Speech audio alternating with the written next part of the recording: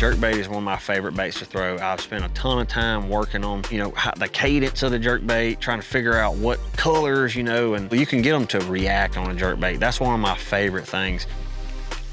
Here we go, here we go, here we go, here we go. Come here, baby. I'm gonna take it, I'm gonna be risky.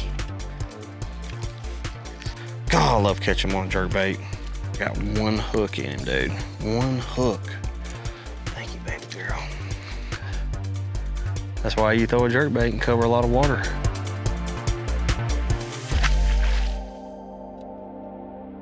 When a fish is lethargic, I'm not trying to entice him into biting. I really want to get him to react. Where you have 2 or 3 or 4 big smallmouth or largemouth, whether they're in a brush pile, a rock pile, they start fighting over that bait. They may not be hungry, but they're going to come up and just out of competition and out of their own nature, they're going to try to eat it.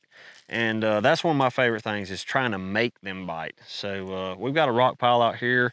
Going to try to get some of these finicky smallmouth to bite a jerkbait. It's bluebird skies, got a little bit of breeze, perfect for a jerkbait. Here they come, boys. Watch this. Game over.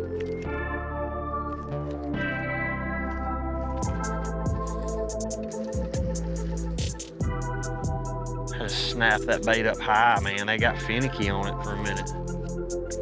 There, they got it. Ease you up in here.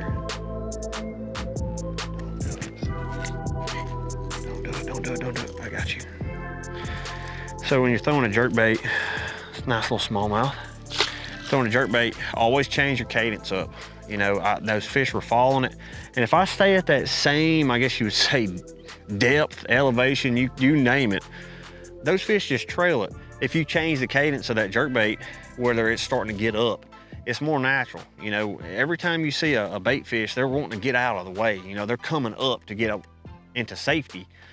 And it seems like whenever those smallmouth are following it, if you start snapping that bait up and trying to rise with it, one of them's gonna come up and just boom and eat it. So change up your cadence, especially on the water, temperature, water color, all that matters. The water temp's like 65, 70 right now. It's not cold. I mean, I'm talking about snapping. That's another thing. There is not a certain textbook way to throw a jerkbait.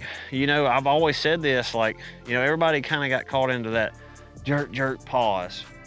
Jerk, pause. Man, it all depends on how the fish are acting. We've got forward facing sonar now, and I can see how the temperament of that fish, I can see how he's reacting on it.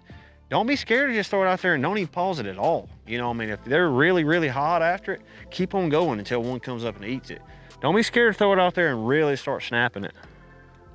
I do not break the 60-foot barrier. That's what I call it. Once you come in 40, 50 feet, they get finicky. They know the boat's there, especially in clear water. You want to stay off of them.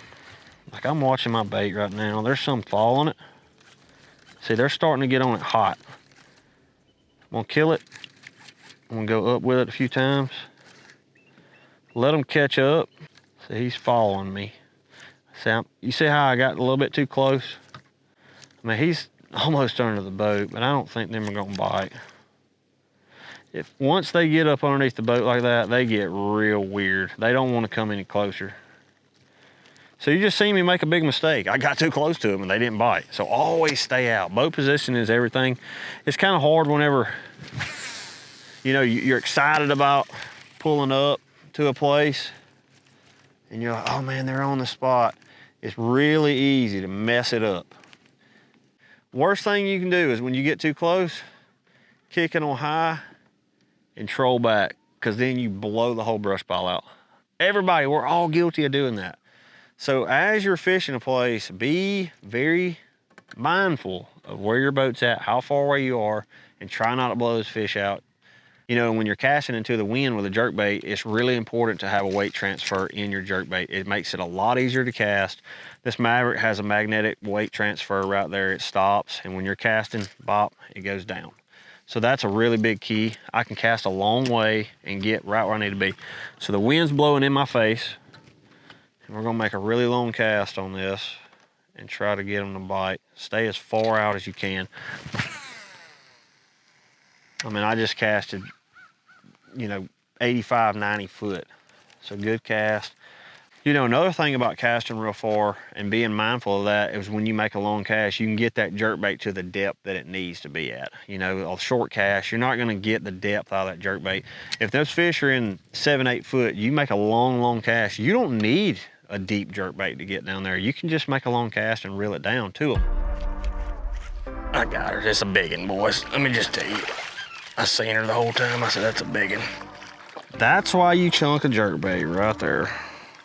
They're not gonna travel more than 3 or 4 feet. And a lot of times I've seen now when you have really pressure fish, you kind of wanna get it right above their head. I mean, I'm talking, if you can get it 2 to 3 feet above their head, they're fine. But that barrier to like 6, 7 feet, they get really weird when they come off of that little home spot they're at, whether it's a brush pile, rock pile.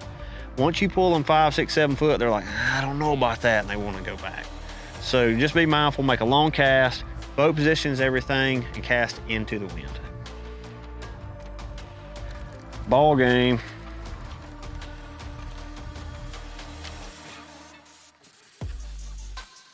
So I changed the cadence of that and I got on the bite.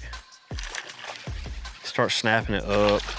I'm giving all y'all my secrets, man. God, I gotta quit game. That's a big one. That's so fun. My goodness. My favorite way to catch them on jerkbait. So before you really get done with a place, be sure to pick up a jerkbait, throw it out there, try to get them to react, and you'll catch more fish.